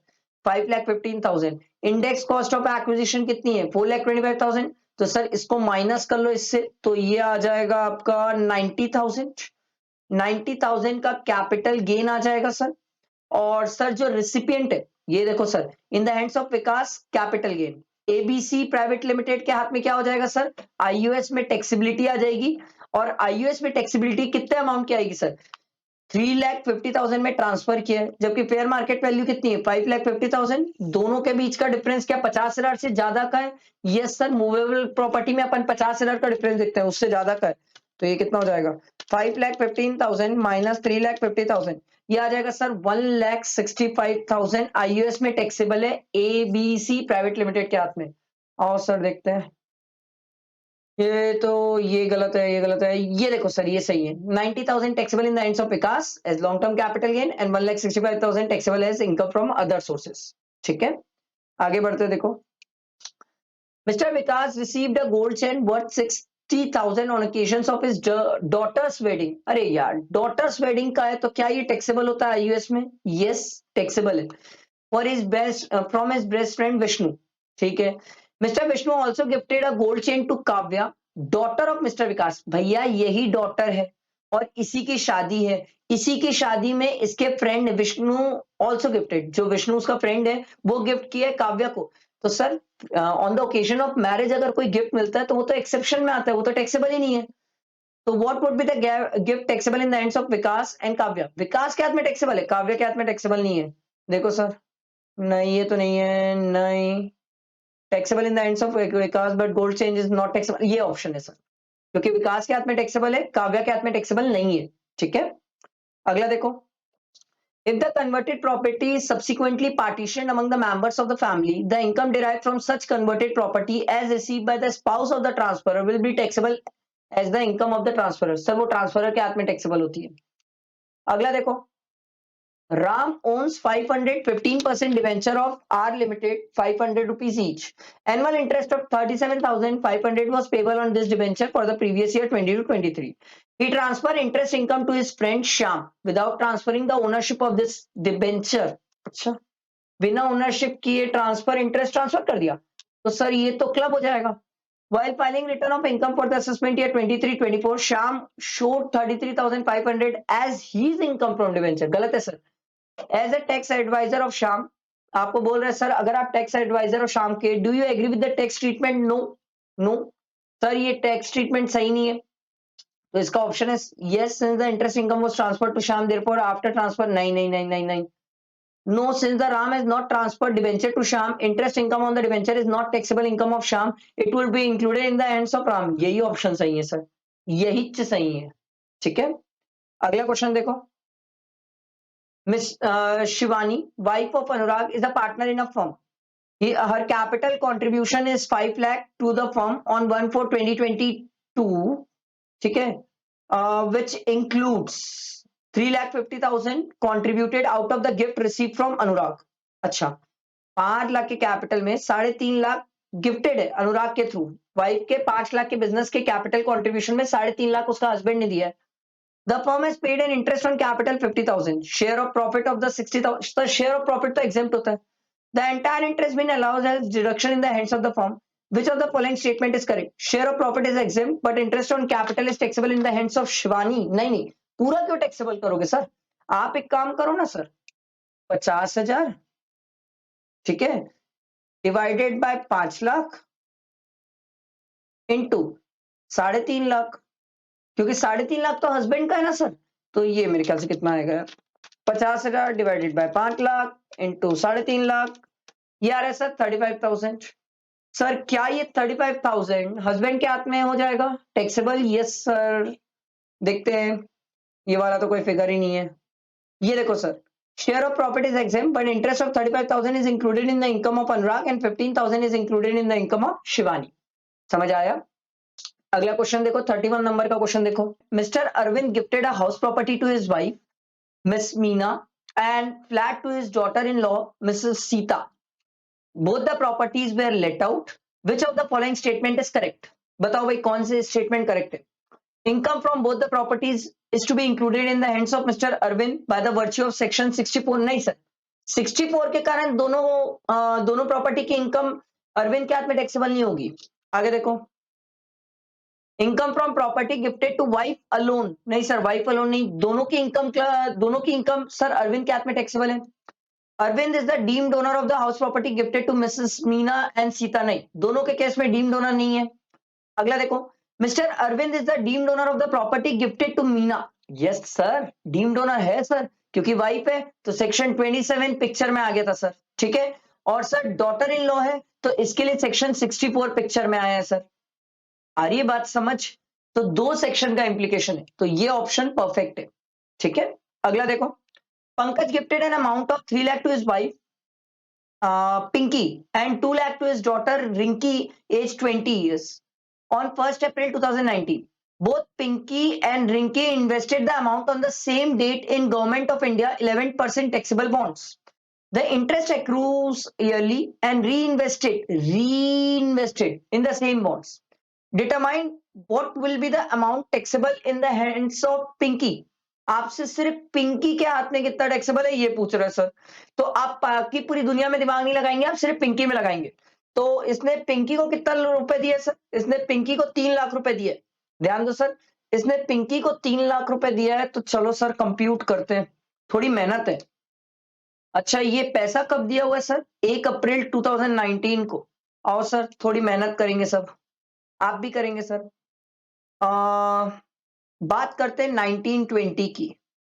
1920 में 3 लाख रुपए मिला, इस पे 11% इंटरेस्ट भी था, तो बेसिकली 33,000 का इंटरेस्ट था सर. ठीक है, तो सर ये 2021 में सर, अच्छा ये री इन्वेस्ट भी हुआ है सर, ये भी बात ध्यान रखना. तो सर 3 लाख, अरे इसको ऐड करना पड़ेगा, 3 लाख पे 11%, ये ऐड करने के बाद आया सर 3,33,000. इसका 11%, ये आ गया सर 36,360. फिर ये री इन्वेस्ट हो गया सर 21-22 में, तो ये री इन्वेस्ट हुआ है, तो ये कितना हो जाएगा प्लस करके 369,360. आपको स्टूडेंट पूछेगा सर ये आप ये अमाउंट कहां से ला रहे हो? सर मैं इसमें इंटरेस्ट ऐड करते जा रहा हूं सर, ऐड करते जा रहा हूं. ये प्रिंसिपल अमाउंट है, इस पे ये ऐड करते जा रहा हूं, तो मेरा ये अमाउंट आते जा रहा है. ठीक है, फिर इस पे 11% इंटरेस्ट की बात है सर. अच्छा, 11% इंटरेस्ट कितना होगा सर? ये इसका 11%, ये आ रहा है सर 46,593. ठीक है, फिर 21-22, ये तो हमारा करंट ईयर हो गया सर, तो इसमें ऐड किए तो प्रिंसिपल अमाउंट कितना बन गया? 410,289 इंटू 11%, ये आ रहा है सर 45,132. राउंड फिगर कर लो या 1.8 ले लो सर, चलेगा. ठीक है, तो अब देखो सर, ये प्रिंसिपल अमाउंट था, ये इसको इंटरेस्ट मिला है, ये तो सब क्लब हो जाएंगे, ये पूरे इंटरेस्ट क्लब हो जाते हैं सर. अब ये जो इंटरेस्ट की अमाउंट है, इसको इसने री इन्वेस्ट किया, री इन्वेस्ट करके भी तो इस पे इंटरेस्ट मिला है सर. कितना इंटरेस्ट एक्स्ट्रा मिला है देखो सर, 36,360 माइनस 33,000. सर यहां पर इसको एक्स्ट्रा इंटरेस्ट है 360, यहां पर देखो कितना इंटरेस्ट एक्स्ट्रा है 40659 माइनस 36360, ये आ रहा है सर 4299. अब यहां पर डिफरेंस देखो सर, 45132 माइनस 40659, ये आ रहा है सर 4473. ठीक है, तो सर देखो ये इसका, प्लीज ध्यान से सुनो सर, कई स्टूडेंट को कंफ्यूजन होता है. ये क्वेश्चन बहुत प्यारा है, अच्छा क्वेश्चन है, एक बार करके जाओगे तो एग्जाम में बनेगा. 3 लाख रुपए दिया, उस पे जो इंटरेस्ट मिल रहे हैं सर, ये सब क्लब हो जाएंगे। ये जो इंटरेस्ट की अमाउंट री इन्वेस्ट कर रहे हैं और उस पे जो इंटरेस्ट मिल रहा है, ये क्लब नहीं होगा। तो सर ये कितनी अमाउंट आ जाएगी? टोटल करो, तीनों को ऐड करो। ऐड करने के बाद कितना आ जाएगा? 4299 प्लस 3360। मेरा तो आ रहा है सर 12132। सर हो सकता है राउंड फिगर में एक आध रुपए में चेंज आ जाए, बट यही आएगा सर 12132। आओ देखते हैं सर, कहाँ गया ये? अरे ये पिंकी के हाथ में कितना टैक्सेबल अमाउंट आते हैं, ये देखो सर 12132। समझ आया? अच्छे से मैंने कैलकुलेट करके आपको बताया सर। आगे देखो, according to section 80, no loss has to be determined in pursuance of the return filed in accordance with the provision of section 139 subsection 3 shall be carry forward। अरे सर हम तो पढ़ क्या है, आईएचपी एक लौता ऐसा केस है जहां पर अगर रिटर्न फाइल ना भी करो तो भी लॉस कैरी फॉरवर्ड कर सकते हो, और अनएब्सॉर्ब डेप्रिसिएशन भी कवर होता है सर उसमें। ठीक है, आगे देखो, brought forward loss from house property, brought forward loss है ना 3,10,000 का, is allowed to set off against the income from house property. Sir पूरा एडजस्ट हो जाएगा। सर क्यों? ये तो ब्रॉड फॉरवर्ड लॉस है ना, करंट ईयर का लॉस होता तो मैक्सिमम 2 लाख ही अपन एडजस्ट कर पाते, ये तो ब्रॉड फॉरवर्ड है तो अपन पूरा एडजस्ट कर लेंगे। आगे देखो, the detail of income loss of mister Rajkumar for the previous year 22-23 are as follows. Income from salary दिया हुआ है, loss from self occupied house property and let out property, ये दोनों का लॉस है। इसको ऐड कर लो, 2,25,000 प्लस 95,000, ये दोनों मिला के आ रहा है सर 3,20,000। पर मैक्सिमम लॉस कितना मिलेगा सर? 2 लाख। बाकी तो सब कैरी फॉरवर्ड कर दोगे सर, 1,20,000 कैरी फॉरवर्ड हो जाएगा। ठीक है, तो ये 2 लाख का लॉस अपन सैलरी से एडजस्ट कर सकते हैं। ठीक, loss from specified business, sir ये सिर्फ स्पेसिफाइड बिजनेस से होता है, otherwise carry forward. Loss from medicine business दिया हुआ है, ठीक है, पीजीपी का लॉस है।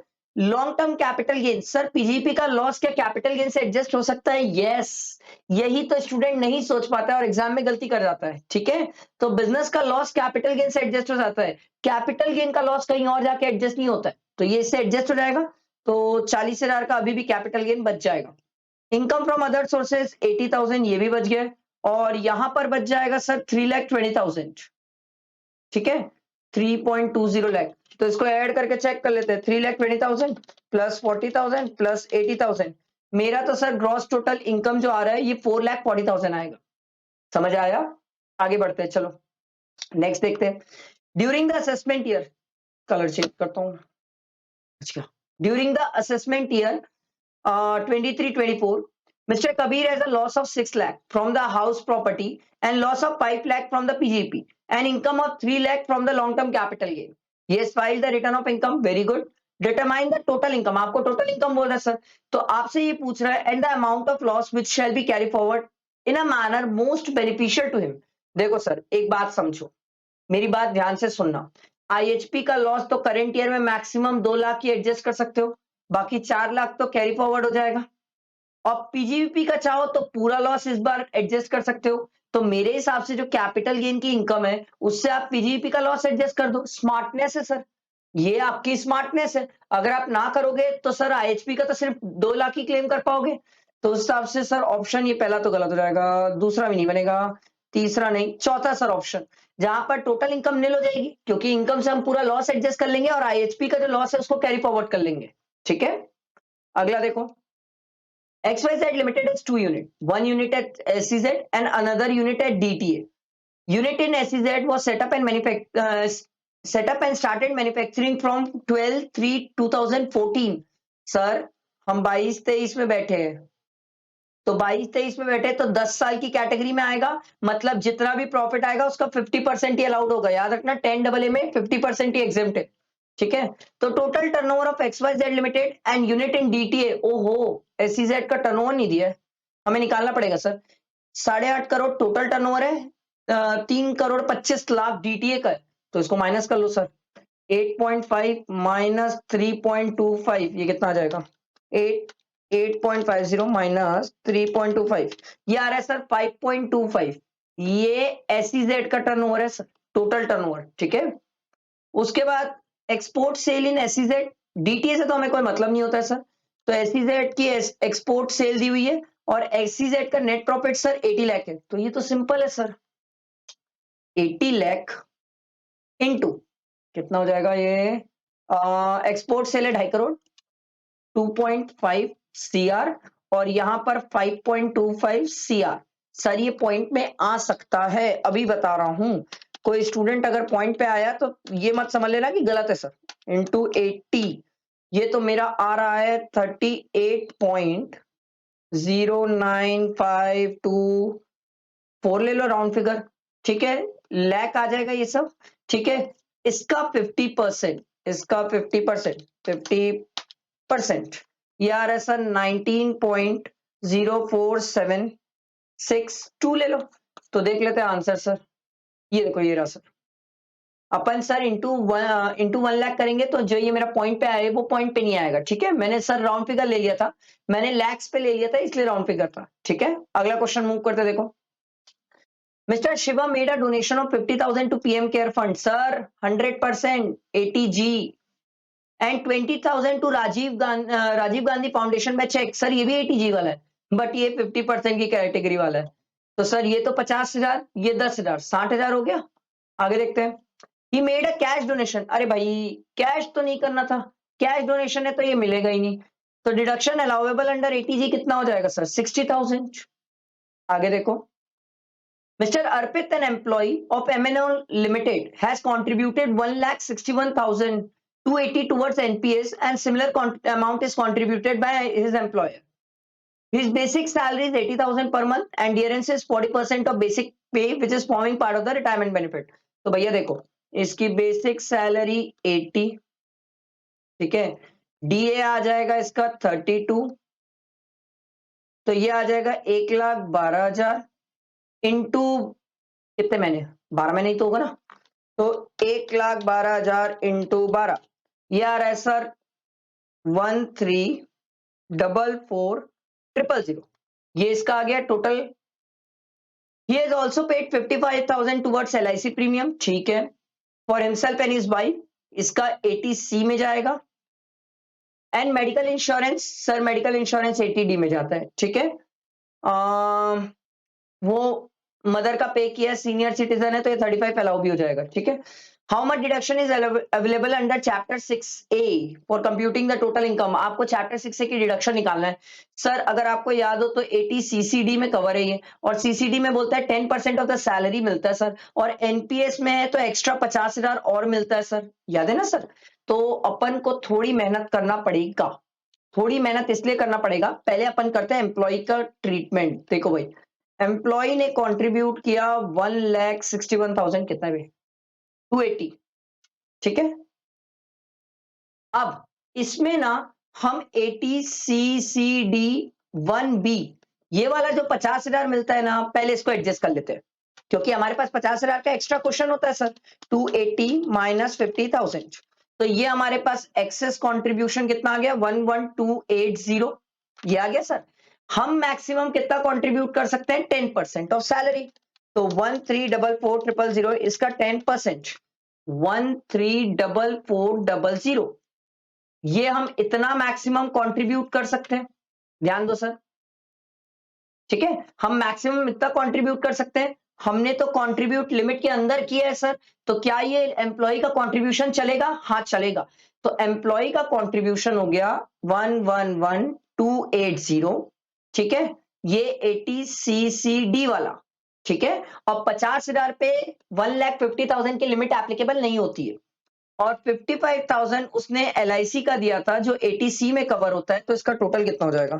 111,280 प्लस 50,000, 55 है ना, अरे यार 55,000, तो ये आ रहा है सर 166,280, ठीक है। ये इसका कंट्रीब्यूशन है, बट 80CCE ने बोला कि भैया मैक्सिमम आपको कितना देंगे? 1,50,000, ये मिल जाएगा। समझ आया? ये एम्प्लॉय का कंट्रीब्यूशन 1,50,000 मैक्सिमम, प्लस 50,000 जो एडिशनल बेनिफिट है ये मिल जाएगा, ठीक है। तो ये हो गया 2 लाख रुपए। अब एम्प्लॉयर ने भी तो मैचिंग कंट्रीब्यूशन 10% ही किया है, तो सर एम्प्लॉयर का भी कंट्रीब्यूशन इतने ही अमाउंट का है, 13,44,000, 13,44,000, ठीक है। प्लस 80D में इसने जो मदर के लिए कंट्रीब्यूट किया 35,000, इसको भी ऐड कर लेते हैं सर। तो 2 लाख प्लस 134400 प्लस 35,000, सर ये आ रहा है अपना 369400, इतना इसको डिडक्शन मिल जाएगी सर। ठीक है, ये मैंने आपको पूरी डिडक्शन कंप्यूट करके बताई। आया समझ? आगे मूव करते चलो। तो ये रहा इसका ऑप्शन। 40 नंबर का क्वेश्चन देखो। Mister Ram has acquired a house property at Chennai from Satyam, a resident, for a consideration of 85 lakh. Okay. On the same day, Mr. Ram has made two separate transactions, thereby acquiring an urban plot, ठीक है, in Gwalior from Vipul, a resident, for a sum of 50 lakh. ठीक है, ठीक। And a rural agriculture land from Mr. Danish, a resident, consideration for a 75 lakh. Which of the following statement are correct, assuming that in a consideration amount as apportioned mentioned, all the charges incidental to transfer of immovable property are included, and there is no difference between the stamp duty value and actual consideration. Thank you. आपसे ये TDS पूछ रहा है sir, और आपको अगर section याद हो तो 194 आई, अबे आई ए 194 आई ए होता था सर, जहां पर हम ये बोलते थे सर कि अगर इमोल प्रॉपर्टी है और इमोल प्रॉपर्टी के केस में 50 लाख से ज्यादा है तो टीडीएस की बात है sir. But rural agriculture land बाहर था इसमें सर, इसमें रूरल एग्रीकल्चर लैंड तो बाहर ही था सर, क्योंकि वो कैपिटल एसेट ही नहीं होती है तो उसमें टैक्स की बात ही नहीं होती, तो टीडीएस क्यों आएगा उसमें बीच में। बट सर ये जो 85 लाख है, अबे कहां गया माउस, हाँ ये देखो, ये जो 85 लाख है ये क्यों छोड़ोगे आप, 85 लाख को तो आप कवर करोगे सर। ठीक है, तो 85 लाख में टीडीएस की बात आती है, प्लस ये 50 लाख का एक और अर्बन एग्रीकल्चर लैंड लिया, सॉरी अर्बन प्लॉट लिया है, तो सर इस पे भी तो टीडीएस की बात आएगी ना सर। भाई देखो 85 लाख, ये तो नो टीडीएस वाली बात ही छोड़ दो sir, TDS is deducted on all three payments, ये तो बात ही नहीं है। इसमें देखो sir 1% of 85 lakh and 50 lakh are attracted, no TDS on payment of 75 lakh for the acquisition of urban rural agriculture land, rural agriculture land पे तो टीडीएस है ही नहीं। अगला ऑप्शन देखो, 1% of on 85 lakh is attracted, no TDS on payment of 50 lakh. Sir देखो एक ही साल पे इसने 50 लाख का भी ट्रांजैक्शन किया, 85 लाख का किया, तो सर दोनों वैल्यू के 50 लाख से एक्सीड कर गई दोनों मिला के। यस सर, तो इस केस में सर 85 और 50 पे तो टीडीएस कट जाएगा 1%, बट सर 75 लाख पे कोई टीडीएस नहीं है, तो हमारा ऑप्शन सी हो जाएगा। समझ आया? चलो नेक्स्ट 41 नंबर का क्वेश्चन देखो, ध्यान दो। Mister Nihar maintain a saving account and a current account in the Meera bank limited, the details of the withdrawal on various dates under the previous year दिया हुआ सर। सर अगर याद हो तो अपन सेक्शन 194 एन पढ़ते थे टीडीएस में, सर ये क्वेश्चन ना बहुत पहले से आरटीपी में भी था, मैंने स्टूडेंट्स को ये क्वेश्चन प्रैक्टिस भी कराया सर। आरटीपी का क्वेश्चन है, पहले का क्वेश्चन है, मतलब काफी टाइम पुराना है, जब 194 एन आया था तब ये क्वेश्चन था सर कि कैश विड्रॉल पे टीडीएस, तो अपन ने क्या किया था, इसको सबको ऐड करते चले गए थे, सबको ऐड, अरे यार मैं तो अमाउंट ही हटा दिया, रुको रुको सर, सबको ऐड करना, ऐड करो और चेक करो कितना आ रहा है। 15 lakh plus 22 lakh plus 20 lakh plus 5 lakh plus 35 lakh plus 38 lakh plus 25 lakh, ये आ रहा है सर 1,60,00,000। ठीक है, इसमें 1 करोड़ से अगर ऊपर एक्सीड करता है तो जितना एक्सीड कर रहा है 60 लाख एक्सीड कर रहा है, एक मिनट ये तो गंदा हो गया, यहां पर देखो सर 60 लाख एक्सीड कर रहा है, 60 लाख पे 2% टीडीएस कटता है सर, माइनस 1 करोड़, ये आया इसका 2%, तो सर 1,20,000 टीडीएस की अमाउंट है सर। ये क्वेश्चन पहले भी हम प्रैक्टिस किए हुए हैं सर, ये देखो।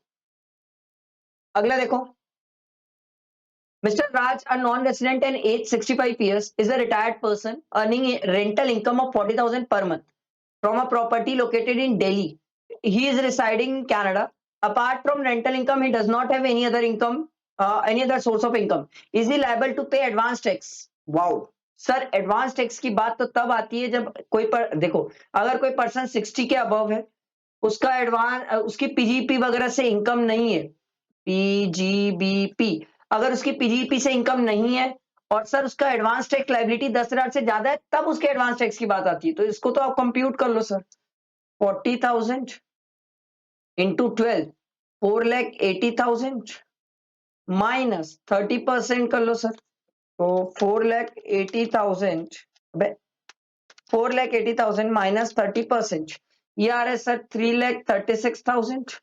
ठीक है, इसमें अब आप अगर स्लैब भी लगाओगे तो पहले 2,50,000 तक नील ये तो कितना है इसकी एज, अच्छा नॉन रेसिडेंट है ना, हाँ ठीक है, तो स्लैब तो 2,50,000 का मिलेगा, तो नील हो जाएगा माइनस 2,50,000, तो ये आ रहा है 86,000। इसका 5% कर लो सर, इसका 5%, ये 4,300 आ रहा है सर, तो 10,000 से कम है तो इसमें ये टीडीएस ये एडवांस टैक्स के लिए लायबल नहीं है, तो ऑप्शन देखो सर, यस तो हो ही नहीं सकता, no is not liable to pay advance tax as is tax liability in India is less than 10,000, sir यही ऑप्शन है। ठीक है, आगे बढ़ते हैं सर। मिस्टर Jha, an employee of Expex Limited, attained 60 years of age on 15/5/2022. He is a resident in India during the financial year 2022-23 and earned a salary income of 5 lakh. Computed मतलब 50,000 minus नहीं करना पड़ेगा। During the year, he earned 7 lakh from winning of lottery. अरे बाप रे, तो lottery में तो फ्लैट 30% टैक्स है। What would be his advance tax liability for the assessment year 23-24 if all the deduction at source has been deducted? मतलब lottery income पे पहले ही टीडीएस कट चुका है, तो आपको सिर्फ सैलरी इनकम के बेसिस में कंप्यूट करना है, तो सैलरी इनकम जब आप निकालने जाओगे तो 5 लाख रुपए इनकम है, इसमें स्लैब लगा दें, बंदे की एज 60 ईयर्स है तो 3 लाख वाला स्लैब लगा देंगे सर, तो बचा कितना 2 लाख, 2 लाख का 5% करोगे तो इतना आएगा सर 10,000 आएगा। अब 10,000 से एक्सीड तो कर नहीं रहा सर, तो टीडीएस का ऑब्लिगेशन इसमें आए, सॉरी एडवांस टैक्स का ऑब्लिगेशन इसमें आएगा नहीं। आपसे पूछ रहे हैं ना एडवांस टैक्स कितना लायबिलिटी आएगी, तो एडवांस टैक्स लायबिलिटी कितनी हो जाएगी इसकी नील, क्योंकि 10,000 से एक्सीड नहीं कर रही है। ठीक है, अगला देखो, in which of the following transaction quoting of PAN is mandatory by the person entering into the transaction? Opening a basic saving account, नहीं सर इसमें मैंडेटरी नहीं है। इसमें लिमिट है सर, ठीक है। Applying to a bank for issue of credit card, इसमें compulsory है sir. Payment of mutual fund में 40,000 में नहीं सर मैंडेटरी नहीं है। Cash deposit with a post office of 1 lakh during a day, sir इस पे कंपलसरी है सर 1 लाख है। ठीक है, आगे देखते हैं। Fix deposit of 30,000 with NBFC registered, नहीं सर इस पे 30,000 की नहीं, इससे लिमिट ज्यादा है सर। शेयर्स के केस में लिमिट ज्यादा है सर, मैंडेटरी नहीं है इतनी लिमिट पे, तो सर हमारा ऑप्शन क्या हो जाएगा, एक मिनट कौन कौन सा था 2 और 4, तो ऑप्शन हमारा हो जाएगा सर ए। आगे देखो, अरुण's gross total income of the previous year 20 to 23 is 2,45,000. He deposit 45,000 in PPF, तो इसकी इनकम तो बची 2 ही lakh total income. He pays electricity bill of 1.2 lakh, बाप रे 1.20 लाख, मतलब 1,20,000 रुपए इलेक्ट्रिसिटी बिल पे करता है। हम पढ़ के आए सर अगर इलेक्ट्रिसिटी बिल 1 लाख से ज्यादा हो जाता है तो फिर आपको सर रिटर्न फाइल करना कंपलसरी है। तो सर ये देखो, Arun is required to file is return under section 139 subsection 1 since his electricity bill exceed 1 lakh rupees. आगे देखो, Mr. Dinesh, a resident in India, has a gross total income of 2,30,000, comprising of interest on saving and rental income during the previous year 20 to 23. He incurred an expenditure of 2 lakh for his son for a study tour to Europe. Sir study tour है, घूमने नहीं गए sir, foreign travel पे जाता और 2 लाख से ज्यादा खर्चा करता तो बात आती सर, ये तो सिर्फ 2 ही लाख खर्चा कर रहा वो भी स्टडी टूर पे। Whether is required to file return, no sir बच गया, बच गया 2 लाख तक ही बच गया। अगला देखो, Mr. Ajay is a recently qualified doctor. He has joined a reputed hospital in Delhi on 1/1/2023. He earned a total income of 3,40,000 till 31st March 2023. His employer advised him to claim rebate under section 87A while filing return of income for the assessment year 23-24. He approached his father, a tax professional, to inquire regarding rebate. Rebate जानना चाहता है बंदा, तो what would have his father told him? लो भाई, इसके पापा ने इसको क्या बोला होगा? An individual who is resident in India whose total income does not exceed 5 lakh is entitled to claim rebate. Sir ये पॉइंट तो सही है, 3.5 लाख पुराना है, 5,000 नहीं है सर, एग्जेम्पशन नहीं होती है सर, रिबेट रिबेट 12,500 की मिलती है सर। ठीक है, and rebate under section 87 is available in the form of deduction from basic exemption limit, yes sir. तो हमारा ऑप्शन बन जाएगा सर कौन कौन सा यार, फर्स्ट, फिफ्थ एंड सिक्स्थ। तो ये हो गया हमारा ऑप्शन। ठीक है, अगला क्वेश्चन देखो, अगला ध्यान दो। Mr. Ritwik has purchased his first house in Gwalior for the self-occupation on 1/4/2022 for 45 lakh. Stamp duty value being the same, with a bank loan sanctioned on 30 March 2022 and disbursed on 1/4/2022. He paid an interest of 3,80,000. तो sir देखो, under section 24 IHP में 2 लाख रुपए का interest claim कर लेगा and 1.5 lakh 80 EEA में claim कर लेगा सर। ठीक है, तो देखो what is the tax treatment of interest paid by him, 2 lakh claim कर लेगा, ये रहा सर। ठीक है, सिंपल। आगे आओ। Mister Bandhu age 37 years, provide the following details for the previous year 22-23। Textile business की इनकम दी हुई है, स्पेकुलेशन बिजनेस का लॉस इससे एडजस्ट नहीं होता, टेक्सटाइल बिजनेस का हो जाएगा सर, तो ये हो गया 17। बिजनेस इनकम माइनर की है जो क्लब हो जाएगी तो 19, और डिडक्शन माइनस कर लेंगे 3, तो ये हो जाएगा 16। 16 लाख पे आपको टैक्स निकालना है सर, 16 लाख पे आप टैक्स निकाल लेंगे, क्योंकि सर देखो 10 लाख पे तो फिक्स है 112500, बाकी 6 लाख का 30% कर लोगे तो कितना आ जाएगा 1,80,000। तो ये दोनों ऐड करके कितना आएगा 1,80,000 प्लस 112500 प्लस 4%, मतलब इसमें 4% और ऐड कर लेना, तो ये आ जाएगा सर 304200। अब भाई ने डिडक्शन के बाद टीडीएस भी तो दिया है सर, तो 1 लाख का टीडीएस माइनस कर लो। ठीक है, उसके बाद टीसीएस है 0.50 मतलब 50,000 का, और एडवांस टैक्स 1,30,000 का, ये भी माइनस कर लेते हैं। आओ 50,000 माइनस कर लेंगे, 1,30,000 माइनस कर लेंगे, तो टोटल ये सब को माइनस करने के बाद कितना आएगा, माइनस 1 लाख माइनस 50,000 माइनस 1,30,000, ये आ रहा है सर 24,200। इसका नेट टैक्स पेबल है सर, टैक्स पेबल। ठीक है, सिंपल। आओ तो आ गया सर, ये रहा ऑप्शन। ठीक, चलो फाइनली लास्ट क्वेश्चन, इसके बाद आपका पूरा खत्म हुआ सर। इनकम टैक्स का जो इंस्टीट्यूट का एमसीक्यू का बुकलेट था, ये हमने पूरा कंप्लीट किया सर, पूरा। तो सर लास्ट क्वेश्चन चलो देखते हैं, और बिलीव मी ये सेम क्वेश्चन है। ठीक है, आरटीपी का सेम क्वेश्चन है सर, मैंने अभी इसको सॉल्व कराया आरटीपी में, तो आरटीपी का ये सेम क्वेश्चन है जो इंस्टीट्यूट ने वापस रिपीट करके पूछा है। बस अंतर इतना है कि 1,98,00,000 है, जो आरटीपी में है, वो आरटीपी में सर मेरे हिसाब से if I am not wrong 2,30,00,000 है। ठीक है, बस इतना ही चेंज हुआ है, बाकी सब सेम है। बट चलो लास्ट क्वेश्चन है, टैक्स निकालते हैं और कंप्लीट करते हैं, पूरा कंप्लीट हो जाएगा अपना। ठीक है, चलो ध्यान दो। Mr. Ashutosh, age 65 years and a resident in India, has a total income of 3 crore 20 lakh, comprising long-term capital gain under section 112 57 lakh, long-term capital gain under 112A 65 lakh, and other income of 1 crore 98 lakh. What would be his tax liability for the assessment year 23-24? Assuming that Mr. Ashutosh has not opted for the provision of section 115BAC, तो अगर ये BAC opt नहीं किया है तो simple है sir, 57 lakh का 20% कर लो सर, क्योंकि ये 112 वाली इनकम है, तो 57 लाख का 20% ये आ रहा है सर 11,40,000। ठीक है, उसके बाद अगला है 65 लाख, ये 112A वाली इनकम है सर, 65 लाख माइनस 1 लाख की एग्जेम्पशन, ये हो जाएगा 64 लाख, और इसका 10% ले लो सर, ये आ जाएगा 6,40,000। तीसरा सर अदर इनकम है, अदर इनकम 1 crore 98 लाख है सर। ठीक है, इसमें आप क्या करो 10 लाख हटा दो सर, क्योंकि 10 लाख में तो फिक्स है। अच्छा, इस बंदे की एज कितनी है 65 ईयर्स है, तो 10 लाख में तो कंफर्म्ड है सर कि ये 1,10,000 ही आएगा। ठीक है, तो एक मिनट, इसको मैं इधर एरो कर देता हूँ ना, तो एरो में कंफ्यूज हो जाएंगे स्टूडेंट। ये आ जाएगा 188। ठीक है, तो इस पे अपन निकाल लेते हैं 1 crore 98 lakh minus 10 lakh into 30%, ये आ रहा है सर, प्लस कर लो 564,000। ठीक है, इसको ऐड किए प्लस 1,10,000, ये आ रहा है सर 575, 1 2 3 4, ठीक है, ये हो गया।